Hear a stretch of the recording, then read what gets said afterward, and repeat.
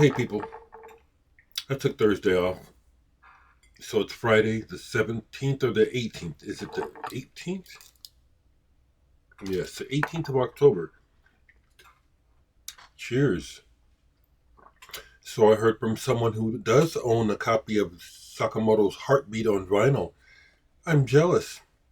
I've never seen a copy. I love that album.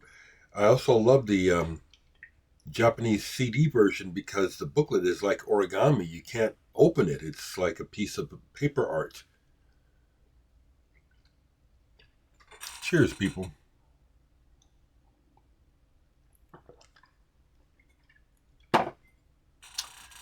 So, if I don't forget, I will include another music video in this video. But I'm just ripping. I really don't have anything this morning except for one thing that I thought of in the last couple of days to share. Because for 2 nights in a row, okay, here's something I've been doing. Not every night, but I've been doing this. I have so much music and so many items in my collection that there's a lot of stuff that will never be listened to again. And so what I've been doing when I feel like it is that I will, when I go to bed, load up a CD to listen to, but don't look at it, so that when I turn it on, I'll be surprised. And it's been kind of fun. I've done it a few times now. And I've discovered a couple of duds because I have a lot of promo material that I've gotten either for free or very cheaply over the years, especially on compact disc. When you can get compact disc for $1, back like when you could in the day, when you get albums for $1, you take chances. You know, I buy stuff because of the cover. But anyway, the last CD that I pulled was a winner, but it also, once I looked at it to see what it was, I was embarrassed because it was from a group of CDs that were sent to me by the artist many years ago. And I made a mistake. When this person sent me this music, I was dismissive. Unfairly. I didn't take the time. It all sounded, he sent me a large amount at one time, and it was so long ago, I'm sure this person is long gone from my feed, but it's a person named Avni Moon. Peace, compiled by Avni Moon. He was kind enough to send me a large package of his releases. And it just struck me, my first impression was not good. And I have to apologize because this has been perfect for going to sleep to. I don't know if it would be much more than that, but it was so nice that it didn't wake me up like some of the other stuff tends to wake me up. It's like I'll be sleeping and it's playing and then you drop off, we fall asleep quicker than we realize. Then the next track will start and it'll jolt me awake. It didn't happen with this. This is real smooth, ambient, instrumental, like the cover. So I wanted to share that. And it's like, well, that ain't the first time that I said something that I later was like, ooh, I regret that. That's life, though, isn't it?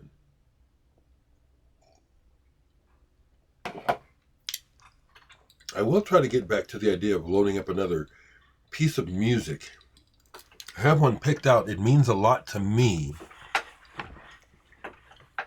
That's something I've been thinking about because I like to watch documentaries, and I've watched several.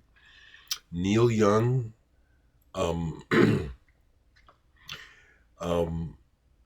others are not coming to mind, but one of the things that is obvious is how important words are to people and to the artists who are writing. And I recognize that is the most direct form of communication, the human voice. I, for one, choose not to sing because it bears too much And I cry when I really sing. And it's like, I don't have to give away the whole store. And that's what people want. And that's what people expect. And that's what happens in the music business. And so many people have given away their, their life and their music. And it's just discarded, It's like it means something today. All those huge hits, all those major love songs. So I maintain, and I'm glad that you folks are letting me know that some of you are feeling it. My soul is in my music, even though it's being digitally created with the virtual instruments.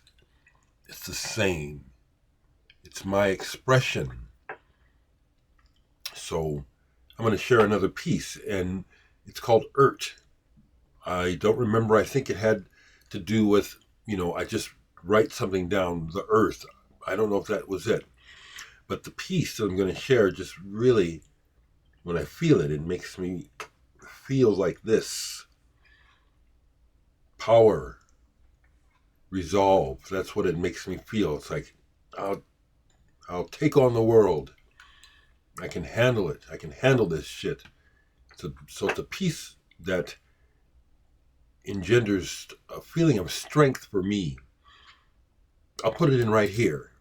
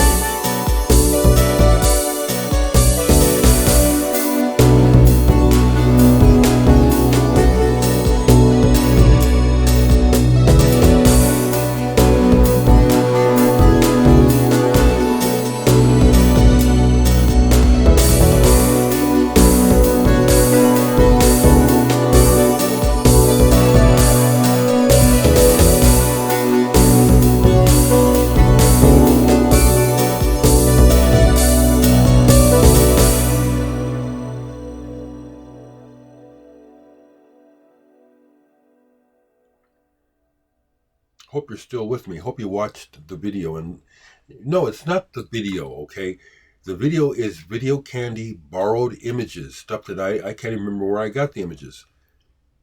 So it wasn't that I want you to watch the video. I want you to listen to the music, and maybe the eye candy will help keep your attention. That particular piece that I played just now is on my latest CD, Interlude. Get a copy. What else is still sitting out? A CD burned because it's so expensive to find. Yatha Sidra, another one of those German stone spiritual releases from the 70s, and a good one. It's the meditation mass in 4 parts. It's a stoner jam. It's a real good one, though. It's a real good one. Did some Italians because I'd been talking about them, and so popped up in my head to pull a couple things. Here's one where when I bought it, I didn't really know about it. When I first got it home, it was so vocal, it was kind of bugging me. But yesterday I got it. Even though I don't know the story, I don't know Italian, but the music came through. It's like a movie soundtrack. Terra in Bocca. Poesia di un delitto. I giganti. Musically, this is super strong. It almost comes off like a musical. Or it's like there's so much music, so many musical ideas along with the text. I didn't even look while I was listening yesterday. Because a lot of times I will do both. I'll listen and browse at the same time from the internet. So here is that's a strange poster that comes with the album. I was thinking maybe I get some lyric translation, but there are none. But the musically, it's real piano and organ led, red vinyl, to reissue. Really good. It kept me. It actually, the music was so good. I could put the vocals into context of the music, and it worked. Don't know what the story is, but this is a real complete piece of work. Interesting that in general, when I have researched Italian progressive rock, this one doesn't come up as often as, like, say, for example, Le Orme or PFM or Il Balletto di Bronzo. This is really good, real good. The other one that I got out to play, this goes back, and the ringware shows the proof. I got this as a promo. This came out in 1975. I forget how I got it as a promo, but I got this for free as a promo, and I was jazzed because I knew what it was. An Italian progressive rock band, Libra, released in America. I need to glue that, which I will. Of all things, on the Motown label, which I just thought was the coolest. It's like, this label is known for black music, for the sound of young America, for the sound of acceptable black. And so when I got this and got it home, it was like, whoa, wow, I love it. Now this musically is super strong, but it's an example of where these guys are Italian. The English is not very good, and so the lyrics are dreadful. They don't make any sense. There'll be snatches of, I miss you or I thought of you, and then everything else is like, what the fuck are they saying? But musically, that's super strong. Did I put it away? I have 2 of their albums. They have 4. I guess I put the other one away. I'm looking here. Oh, there it is. Yeah, because I know I played at least a couple more things.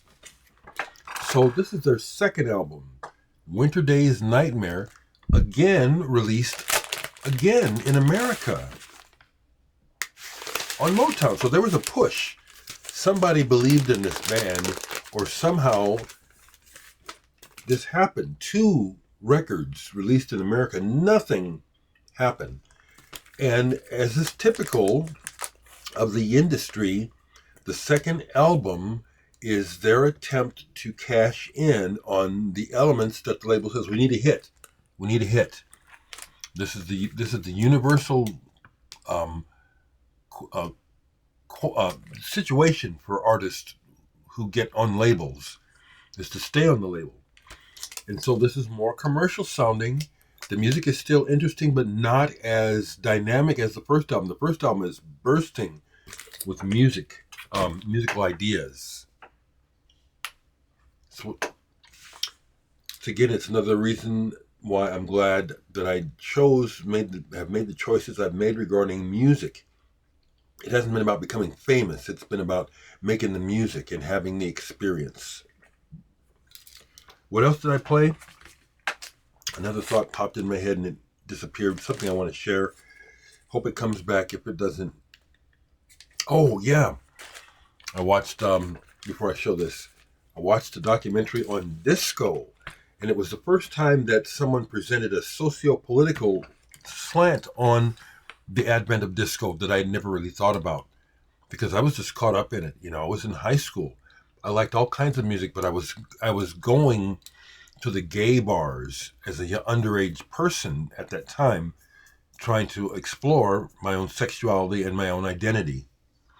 And what I liked about the gay bars wasn't the people, honestly, because I had some bad experiences.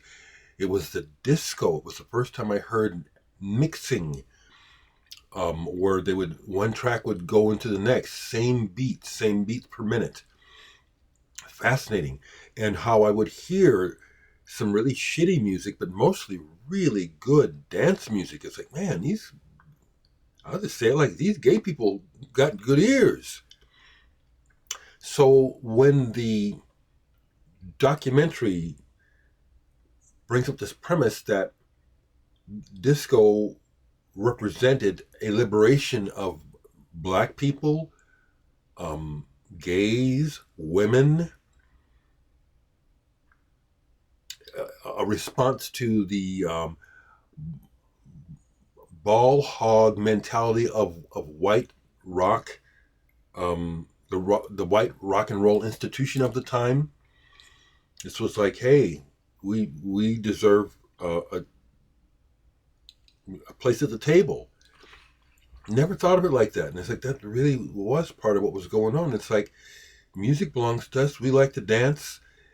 All black music, it's, disco is not black music per se. It's music that is imbued with beat and rhythm, which we associate with black rhythm and blues.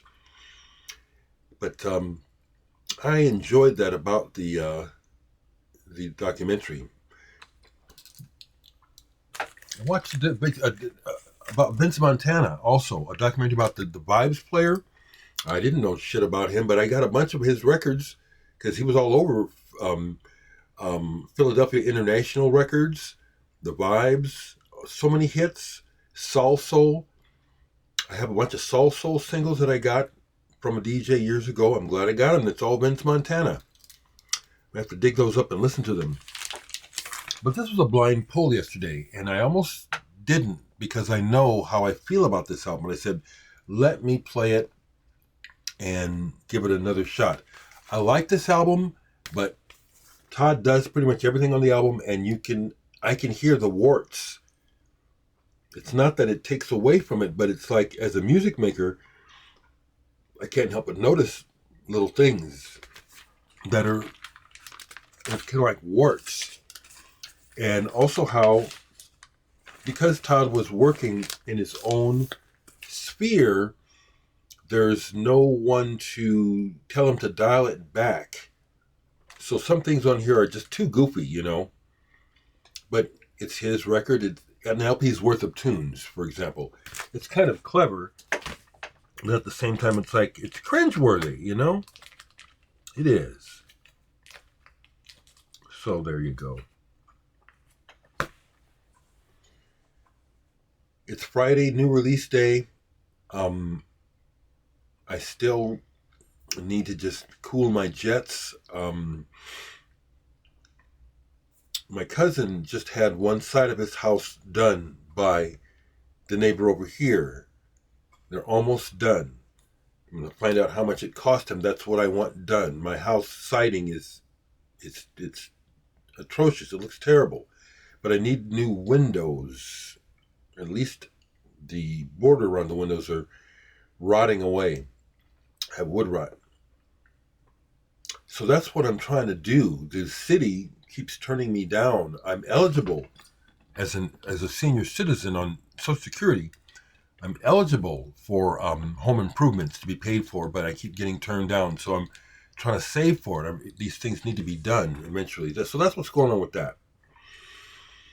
So I'll leave it there. Let me remember to edit in the music video. Please let me know what you think of the music. Also, last thing, I'm almost done compiling the next release for my label, my site, and for Bandcamp for November. It's not coming together as easy as the one last month. I'm going to keep it short though, because as I looked on my Bandcamp and saw how much music I've released, I see where people have listened to it, but it's just the nature of how things are. We have a short attention span. We are aware of something for maybe 24 to 48 hours, and then boom, it's the next thing. And I've released a lot of music, and I'm proud of all of it, and a lot of it is really, really touches me. So it's like, I'm going to keep this new one short and hope that whoever buys it actually listens to it. You know, otherwise it's like putting it out there and it's like it's just gone. You know, I was looking at stuff and it's like, man, I ought to either re-release this or call attention to it, which is probably what I'll do as well next month, is call attention to some of my older releases, because that stuff is good. Okay? Last thought is I haven't seen L.E. in the comments. Hope she's okay. I know that we all have our... I've never met L.E., but she feels like a friend. I hope she's okay. I know that she's shared that she, like many of us, have financial difficulties. I don't know what else, but I know she has financial trouble. Hope she's okay. Hope you're okay too. Family, of course, I'm thinking about you all the time. Oh, yeah. So I thought I had sent my cousin Leroy a copy of The Muse. I thought I'd sent it to him a long time ago. And it turns out that I hadn't. He called me, last week, talking stuff. And that came up, and I said, I'll send you a copy. Well, he called me yesterday just in tears. It almost makes me want to cry myself. He's 87 now. He called me and he said, I got the music. You just don't know what this unlocks. And that's what he said. You just don't know what this unlocks. You know, and I'm so happy because it's there. He's not imagining it. It's the legacy of my family, Higgins and Johnsons in particular, the artists and the musicians in my family, the way that it has influenced and enriched my life entirely. It's throughout my music. And I could hear him listening to it in the background as he's trying to talk to me, blubbering, crying, feeling the music, and I pick it up from him. He's like, this is better than any sales ever, to know that my music has done this for a family member. I'll leave it there. Take care, people.